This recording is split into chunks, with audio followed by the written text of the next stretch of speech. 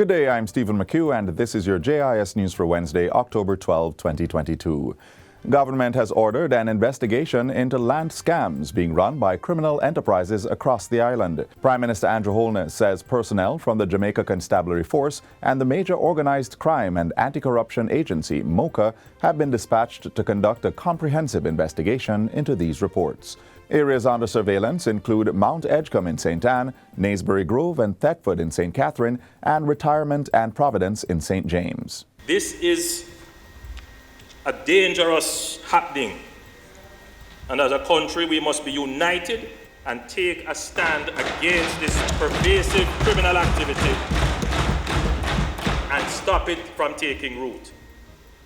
I also want to advise anyone who may know of any such possible arrangements for illegal transfer of government lands to visit the offices of MOCHA and the JCF and make a report.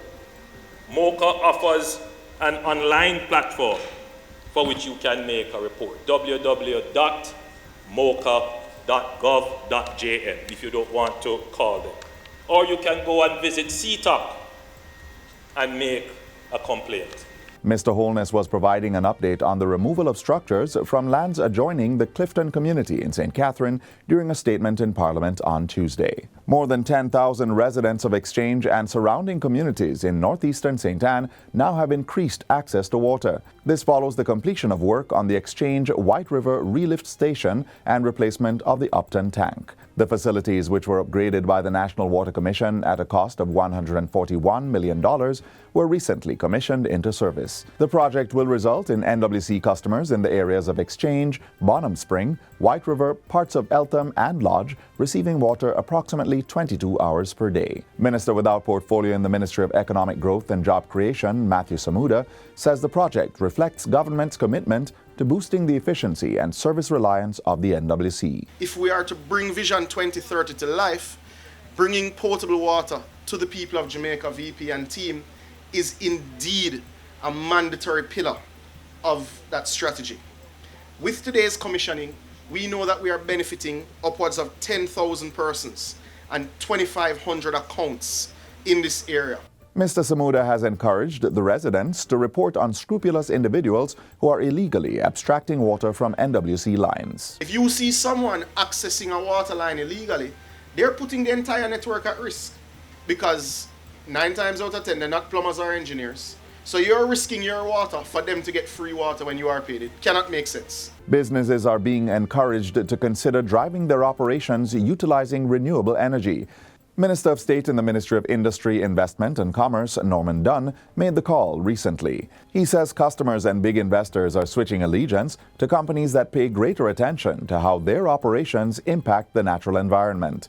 In that vein, he says that as the global agriculture industry adopts more efficient and sustainable production techniques, the government of Jamaica has signaled its readiness to support models that are particularly responsive to climate change. More local businesses are therefore being encouraged to include renewables in their practices as part of their core business model, especially as we approach 2030, the decade of growth and development. The State Minister adds that the government continues to invite more private sector-led projects to strengthen Jamaica's energy resilience and to accelerate the adoption of distributed renewable energy. Dr. Dunn was speaking at the commissioning of a solar-powered plant at Astrojam Limited in Bluntus, St. Elizabeth over the weekend. He congratulated the entity for making the switch to solar energy. The conversion, in this case, of 2,100 square feet facility to 100% solar energy demonstrates that there are still effective mechanisms which business can use to scale up while supporting significant energy conservation and climate adoption imperatives.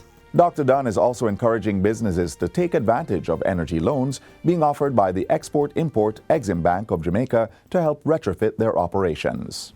To strengthen the integrity of government agencies, the Major Organized Crime and Anti-Corruption Agency, MOCHA, has launched its first polygraph examiner's course. The course, which is the first of its kind in the region, will run from October 10 to December 16. It is designed to facilitate the certification of 8 new polygraph examiners from local and regional law enforcement agencies. Speaking at the launch on Monday, National Security Minister Dr. Horace Chang said government was moving to tackle corruption in its ministries, agencies, and law enforcement bodies head-on. Integrity assurance of our institution is crucial as we battle the active players and look forward to developing programs that will prevent its not only continued development, reduce recruitment from schools and the communities, but really ensure we have effective agencies fighting to overcome the problem and really can give the country some assurance. The training course is a requirement for all persons who want to practice as polygraph examiners and wish to be accredited by the primary accreditation body, the American Polygraph Association, APA. Participants are expected to complete 400 hours of work across 10 weeks of training to be delivered by instructors from the Canadian Police College. MOCHA's polygraph and vetting unit has been functional since 2014, conducting more than 11,000 screenings for the Jamaica Constabulary Force, the Passport, Immigration and Citizenship Agency, and other government bodies. And finally, students at the Convent of Mercy Academy, Alpha, have received a wellness bench that will serve as a safe space for them to talk openly and seek help with issues they may be facing.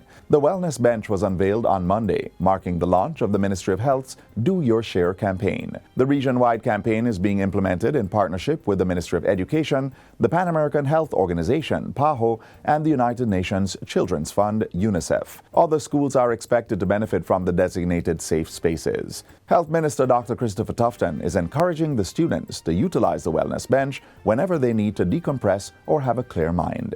All mental health is about is the promotion of mental wellness, because we want you to be well so that you can be the best that you want to be. So today on World Mental Health Day, as we launch this very important symbol of a safe space, it is both practical, but it's also symbolic. I want to challenge you at Alpha today to think today and decide where your safe space is.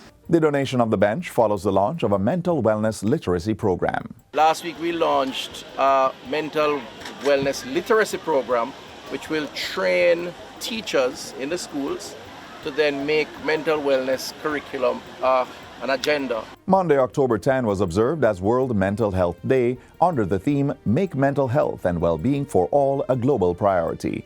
And that's it for JIS News Today. I'm Stephen McHugh. Thanks for watching.